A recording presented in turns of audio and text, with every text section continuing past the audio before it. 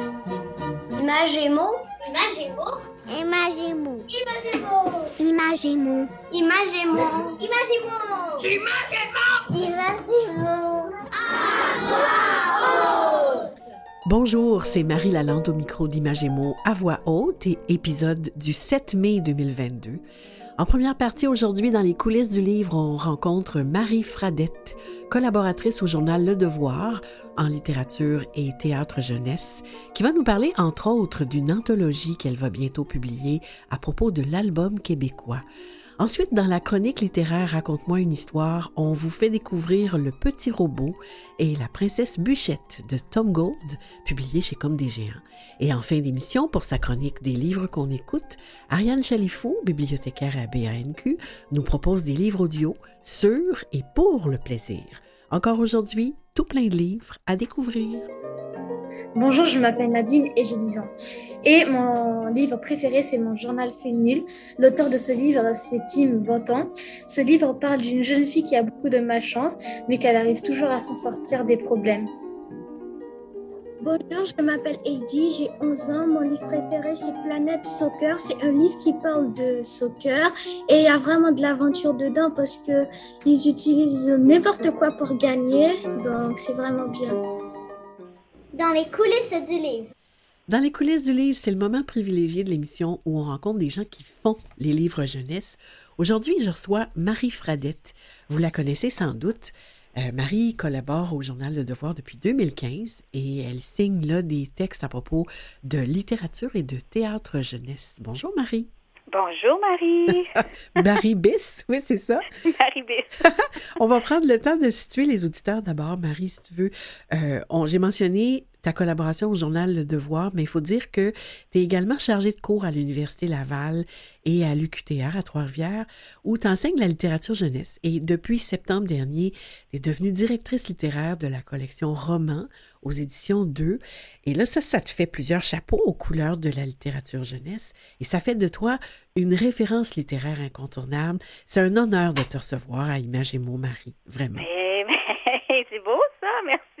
Merci beaucoup. Tout le plaisir est pour nous. Alors, j'aimerais que tu nous parles d'abord de ce projet d'envergure que tu vas bientôt mener à terme. Tu as rédigé une anthologie de l'album jeunesse québécois. Le titre exact, c'est « Sur les traces de l'album québécois, une anthologie ».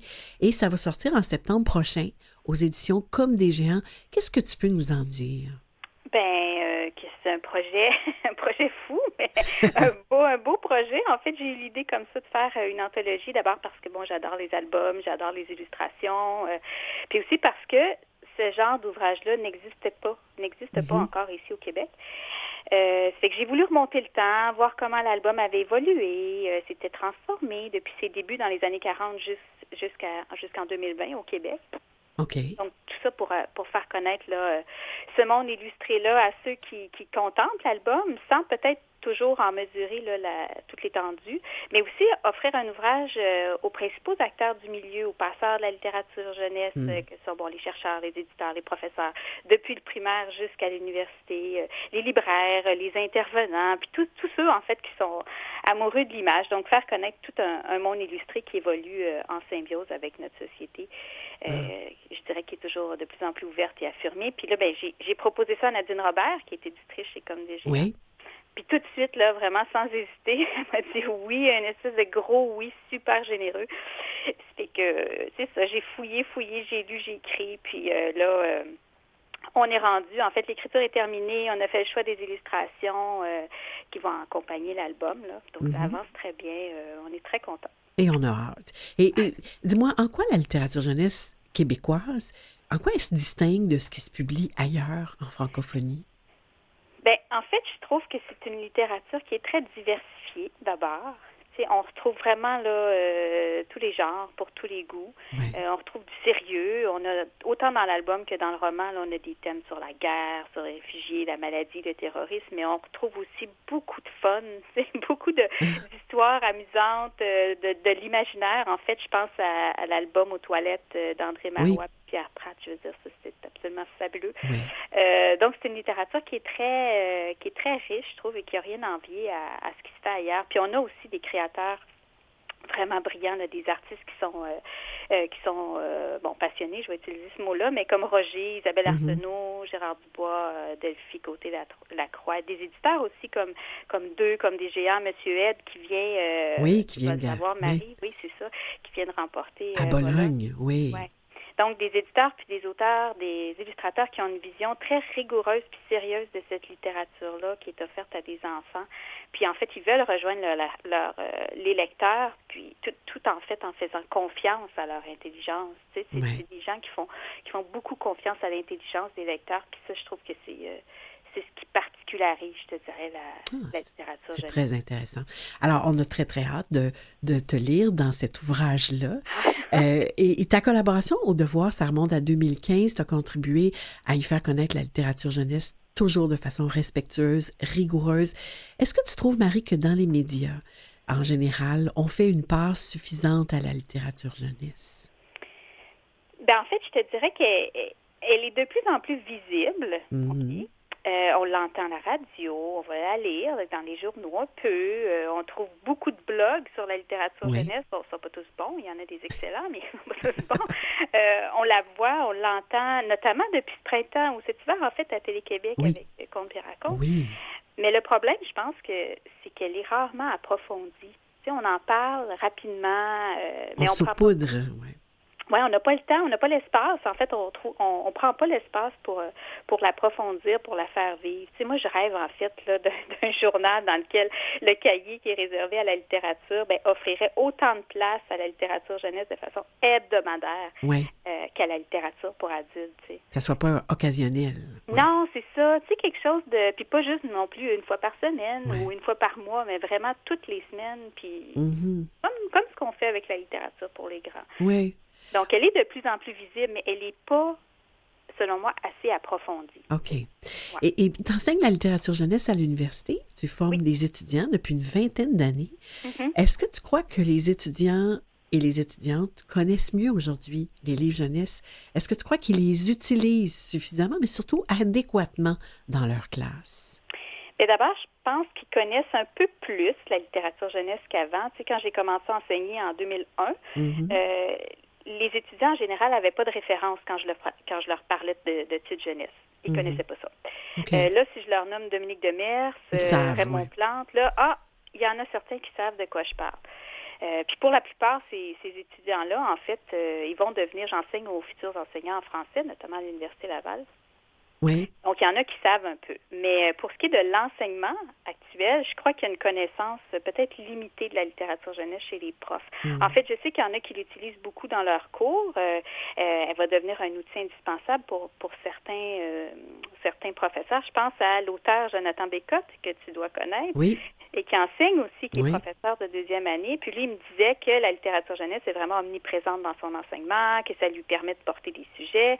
Mais je pense que c'est vraiment loin d'être répandu comme façon de faire. Puis en fait, ça résulte, selon moi, d'une méconnaissance de la littérature jeunesse. On la connaît pas. Bien, en fait, c'est parce que c'est moins sécurisant qu'un manuel scolaire où on sait ce qui va se passer puis quelles notions vont être travaillées. Exactement. C'est ça. On part du livre jeunesse pour faire des choses, c'est ça. C'est ça. Puis là, c'est ça. Si on se fie à notre cahier, on aime ça être dans un petit cadre déjà tout dirigé, mais quand on sort de ça, c'est tellement riche pourtant. Hein? Oui, et pourtant, oui. Je le mentionnais en introduction, Marie, tu as joint récemment la Maison d'édition 2, tu diriges leur nouvelle collection roman. Est-ce que tu peux nous parler de ce défi-là qui est nouveau pour toi? Bien, là, c'est quelque chose qui est très stimulant, très excitant, en fait. Tu sais, choisir des œuvres qui vont être lues par des jeunes, par des adolescents, construire une collection de romans qui... Nous, on veut, en fait, que ce soit des romans qui stimulent la réflexion, qui ouvrent les œillères, donc des romans qui vont s'adresser à l'intelligence des jeunes. Donc, je trouve ça vraiment, vraiment important, puis c'est aussi une grande responsabilité, je trouve. Moi, je choisis qu'est-ce que les jeunes vont lire. C'est quand même gros, mais bon, on vient de commencer ça, là, c'est tout récent. Il y a 2 titres qui paraissent... au printemps, oui. Cette semaine, en fait. Et puis, il y en a 2 autres qui vont paraître cet automne. Donc, on reçoit beaucoup de manuscrits, on lit, on choisit. Il y a du bien beau qui s'en vient, en fait. On a hâte, on a très hâte. Et je voudrais terminer... Au Québec, là, il y a un courant qui revient de manière cyclique là, dans certains milieux intellectuels à l'effet qu'il faudrait rendre obligatoire la lecture de classiques québécois ou qu'il faudrait fournir aux enseignants une liste pour favoriser la construction d'une culture commune. Moi, j'aimerais ça beaucoup t'entendre là-dessus. Qu'est-ce que tu penses de ça? Il y a deux éléments importants dans cette question-là. D'abord, il y a la lecture d'œuvres obligatoires. Là, moi, selon moi, il faudra enrayer cette chose au plus vite. Enfoncer des titres dans la gorge des jeunes, ça leur donne pas du tout envie de lire. Non. Cependant, proposer plusieurs titres. Par exemple, un prof qui arrive, puis là, il propose des titres, puis il parle de plusieurs titres, puis il dit, bon, parmi tout ce que je viens de vous présenter, vous choisissez quelque chose. Tu sais? Oui. Mais le prof va les avoir annoncés, va les avoir préparés à ces œuvres-là. Oui. Puis là, l'enfant puis l'adolescent va se sentir investi d'une mission. Tu sais, il ne se sentira pas contraint ou limité dans un choix. Ensuite, donc, il y a ça, cette idée de lecture obligatoire, là, moi, ça me fait peur. Et si on terminait en quelques secondes? Oui, OK. Puis il y a la notion de liste de classiques à faire lire pour construire une culture. Moi, je vois que, en fait, je pense que ça pourrait se faire. On oublie les classiques pour adultes, au même titre qu'on fait pas faire d'algèbre aux enfants du primaire. On leur fait pas lire Michel Tremblay. Mais je pense que la culture de classique pourrait en fait, il devrait y avoir un cours sur la culture québécoise dans lequel on parle de littérature, on parle de cinéma, on parle de théâtre, tout ça. Un nouveau cours qui devrait être offert au primaire, puis même au secondaire. Ah, c'est intéressant. Marie, écoute, on aurait voulu prendre des heures et des heures, et c'est ce qu'on pourrait faire une autre fois. J'aimerais te dire merci d'avoir pris ce temps-là avec nous, et j'ai très hâte de te lire encore dans le devoir, de me procurer l'anthologie sur les traces de l'album québécois. Ça deviendra certainement un ouvrage de référence indispensable. En tout cas, c'est ce qu'on souhaite. Merci beaucoup et au revoir. Merci beaucoup, Marie. Merci, Marie. Au revoir. Dormir auprès de ma belle serait dormir amour. Marcher si c'est avec elle, j'y marcherai mes jours, mais vivre loin de ma mie, il m'est plus doux de mourir. N'aurais mieux fait de ma vie que d'auprès d'elle dormir.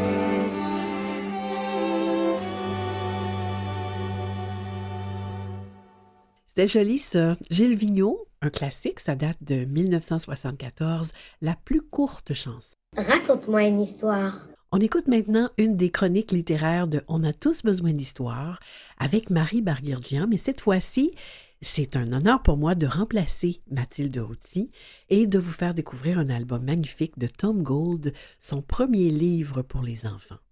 On écoute. Chère Marie, je te propose une histoire un peu folle entre deux personnages intrigants. C'est le petit robot de bois et la princesse Bûchette.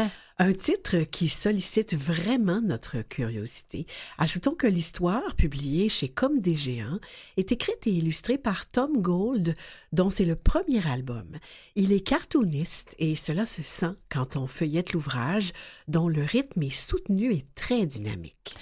Et qui dit princesse, dit conte. Et en effet, l'histoire commence par « Il était une fois » de façon classique. Et puis, dans un conte, on rencontre des personnages ou des objets au pouvoir magique. Eh bien, la page couverture et les pages de garde en sont remplies. Clés, fées, haches, malles, lanternes. Il y a même un brigand avec son tromblon qui rappelle clairement l'album de Tommy Ungerer, Les Trois Brigands. Pourtant, dès cette page couverture, Tom Gould impose un ton différent des contes classiques. Avec un coup de projecteur sur ces deux héros qui ont l'air heureux, on est loin d'un petit pousset malheureux ou d'une pauvre princesse abandonnée. Oui, et dans l'histoire, il casse aussi les codes. La reine a une couleur de peau différente de celle du roi, elle a des cheveux crépus et noirs alors que ceux du roi sont blonds et raides comme ceux d'un viking. Ils vivent heureux dans un château classique, mais il y a une ombre à leur bonheur, ils n'avaient jamais eu d'enfant. Oh, il me semble que ça me rappelle le début de La Belle au bois dormant. Et en effet, pour les aider à résoudre ce problème, chacun a son conseiller, ou plutôt sa conseillère. La grande savante pour le roi, une vieille sorcière pour la reine. Encore une fois, Tom Gold inscrit ce conte dans un temps plus contemporain si l'on considère la place prépondérante des femmes à ces postes souvent pris par les hommes dans les contes traditionnels. En tout cas, ces deux femmes vont créer 2 enfants, un petit robot de bois et une princesse bûchette. Le roi, la reine, la princesse et le robot s'aimèrent aussitôt. Et l'ingrédient magique, car il en fallait bien un, c'est le secret de la princesse bûchette qui est que... Chaque soir, en s'endormant, elle reprenait sa forme de bûche et restait ainsi jusqu'à ce que ses paroles magiques la réveillent. Debout, petite bûchette, debout.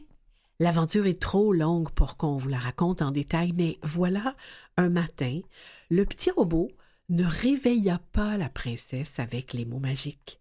La servante du château, voyant une bûche dans le lit, la jeta par la fenêtre. Cette dernière atterrit dans la brouette d'un lutin et fut versée dans la cargaison de bois d'un navire prenant le large. Ah là là là là, le petit robot ira au bout du monde retrouver sa princesse bûchette, mais ce n'est pas facile, et non, car une bûche est une bûche. Cela prend du temps de reconnaître celle que l'on aime. Et on est dans le cœur de l'histoire d'ailleurs ici, celle qui a ce petit quelque chose de spécial. Et lorsqu'enfin le petit robot la retrouve, il n'a qu'une idée en tête, bien sûr, la ramener au château. Alors tout finit bien, avec une fin heureuse comme dans les contes? Eh bien, pas vraiment comme on l'avait prévu, Marie, car les 2 enfants auront encore beaucoup d'aventures à vivre avant de retrouver le roi et la reine. D'ailleurs, il arrive un moment où on a l'impression qu'il n'y a plus aucune issue, que ni le robot ni la princesse bûchette ne retrouveront leur château. Mais voilà, encore un petit brin de magie, ou plutôt de malice, qui s'infiltre dans l'histoire. Un détail amusant auquel on n'avait peut-être pas fait attention, la présence d'une famille de scarabées dans le robot. Et oui, ils se mettent à gigoter dans le petit robot de bois et réveillent les 2 enfants gagnés par le sommeil. Et vous vous demandez comment tout cela prend forme dans les illustrations, j'en suis sûre. Eh bien, parlons-en des illustrations très foisonnantes. Tom Gold y fait cohabiter les espèces, les genres, la réalité, l'imaginaire, sans faire de différence. À la fois classique et moderne, en empruntant au monde de la bande dessinée ou des comics, les illustrations fourmillent de détails et racontent bien plus que l'histoire elle-même. Elles apportent aussi beaucoup d'humour. Avec son premier album, Tom Gold s'invente un style bien à lui. La gravité du conte traditionnel s'efface devant l'humour et la légèreté des enfants qui sont vraiment très touchants par l'attachement qu'ils se portent l'un à l'autre. C'est vrai, il y a une forte solidarité entre ces 2 enfants, un sens des responsabilités impressionnant, car dans toute cette folle aventure, il n'est jamais question d'abandonner l'autre. Alors, si vous aimez les histoires à rebondissements, ce conte moderne répondra à vos attentes et vous entraînera plus loin encore que vous ne l'aurez imaginé. Bravo à la grande liberté de l'album Le Petit Robot de Bois et La Princesse Bûchette de Tom Gold aux éditions Comme des Géants. Sur le site de l'émission, vous retrouverez les liens vers le titre mentionné, la page Facebook de On a tous besoin d'histoire, ainsi que celui vers le blog de Marie Barguerdian, Arstramgram.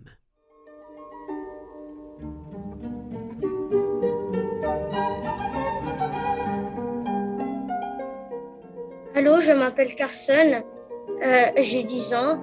Mon livre préféré, c'est Tokyo Ghoul. L'auteur, c'est Shui Ishida. Je l'aime parce qu'il n'a pas trop de lettres et aussi parce qu'il y a des images et c'est très compréhensible. Bonjour, je m'appelle Anya, j'ai 10 ans. Aujourd'hui, je vais vous présenter mon livre. Ça s'appelle Le Royaume du Bonheur. L'auteur, c'est Geronimo Stilton. J'aime ce livre car il y a de l'aventure, de la magie et c'est fantastique.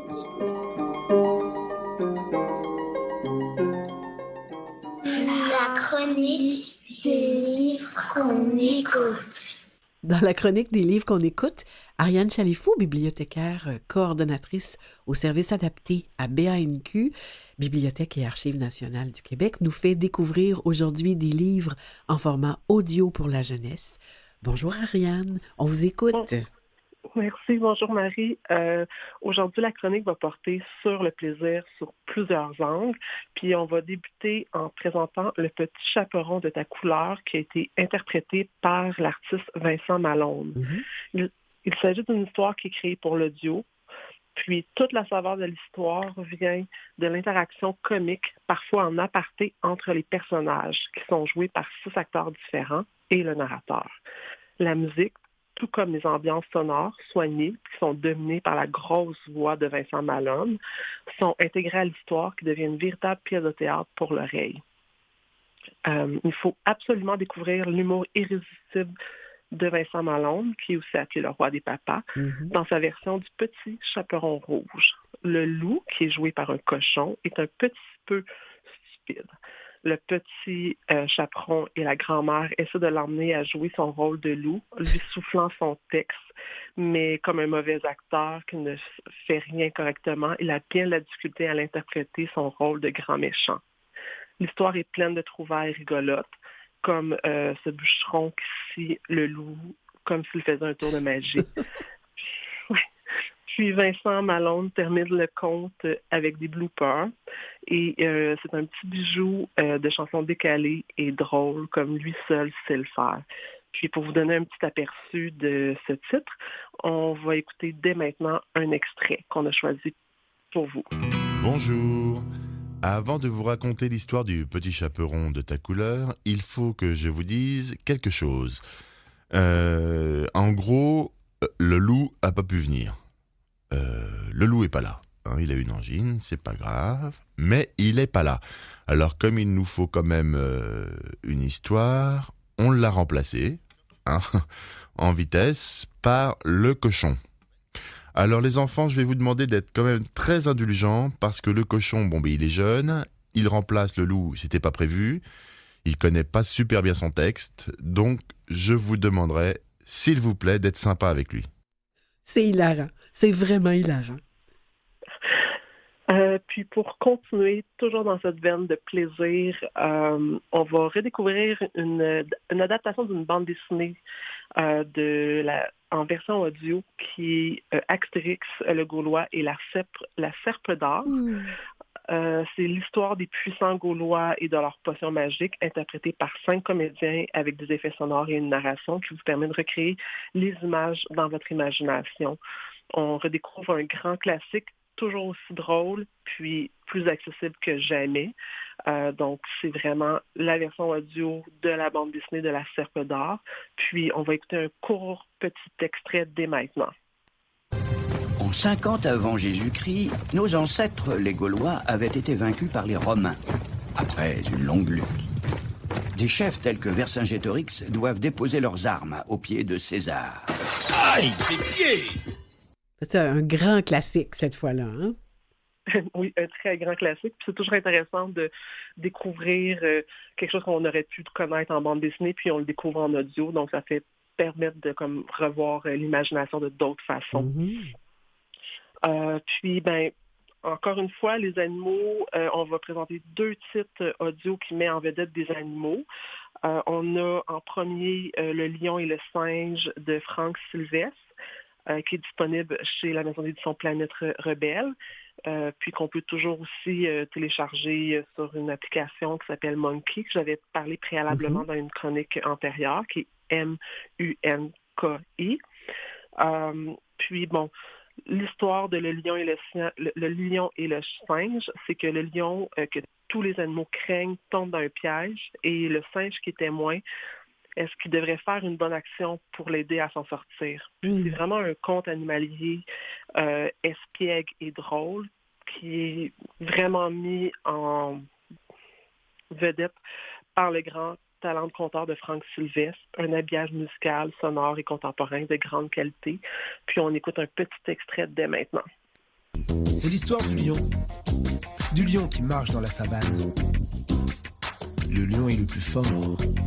le plus dangereux des animaux. Mais, comme la nature est bien faite, est-ce que tu sais que la nature est bien faite? Comme la nature est bien faite, il y a toujours dans la jungle le son d'un tambour géant qui prévient les animaux que le dangereux arrive. Un tambour qui résonne dans le ciel et dans le cœur des animaux. Ah, c'est bien avec la musique derrière, hein? Ça nous met dans l'ambiance. Oui. Puis un autre qui est avec les animaux, c'est La Petite Truie, Le Vélo et la Lune de Pierrette Dubé, qui est pour un public à partir de 3 ans. On retrouve des bruits d'ambiance qui succèdent en apportant à cette lecture une atmosphère qui est des plus joyeuses. Il va s'entremêler des voix de la narratrice et de Rosie pour peindre un tableau qui est sonore, qui est très réussi. Puis on écoute encore une fois un court extrait. Je vais y arriver. Et quand je saurai pédaler, j'irai au bout du monde, au moins, et peut-être même encore plus loin. La nuit suivante, Rosie traîna le vélo en haut d'une butte, se disant qu'il serait ainsi plus facile d'accélérer. Elle avait vu juste. Le vélo démarra en trombe, roula sur quelques mètres, puis se mit à zigzaguer, et il finit sa course contre le mur du poulailler. Les poules, réveillées par le vacarme, étaient mortes de rire. Quelle humiliation! C'est très drôle. Puis vraiment pour terminer, là, puis c'est vraiment dans un autre angle, puis c'est vraiment pour le fait de comme juste avoir le plaisir d'avoir peur.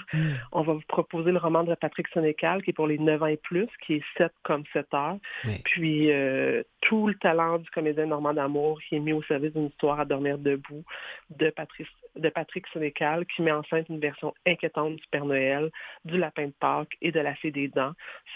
Ça donne des frissons, puis il suffit d'écouter le début pour être déjà captif au niveau de l'histoire. Fait que c'est ce qui termine ma chronique pour aujourd'hui. On n'a pas d'extrait donc pour ce livre-là, mais quand même, c'est quelque chose qu'on peut se procurer. Oui, tout de même. Oui. Alors, on rappelle, Ariane, que les auditeurs vont pouvoir trouver toutes les références sur le site de l'émission. Moi, je voudrais vous remercier vraiment beaucoup, Ariane, de nous avoir fait découvrir tous ces livres audio. Vous avez fait 3 chroniques avec nous cette année et vraiment, les 3 chroniques ont été très, très appréciées. Je vous remercie vraiment beaucoup et j'espère au plaisir d'une prochaine collaboration. Merci beaucoup. Merci, Ariane. Au revoir. Bye. Je remercie les invités et collaborateurs d'aujourd'hui, Marie Fradette, Marie Barguirgian pour la chronique littéraire Raconte-moi une histoire, Ariane Chalifou, bibliothécaire à BANQ pour sa chronique Des livres qu'on écoute, Nicolas Wartman en régie et au montage, et Jean-Sébastien Laliberté, chef diffusion technique pour la mise en onde. Voilà, c'est ici que se termine Images et mots à voix haute cette semaine. À la semaine prochaine.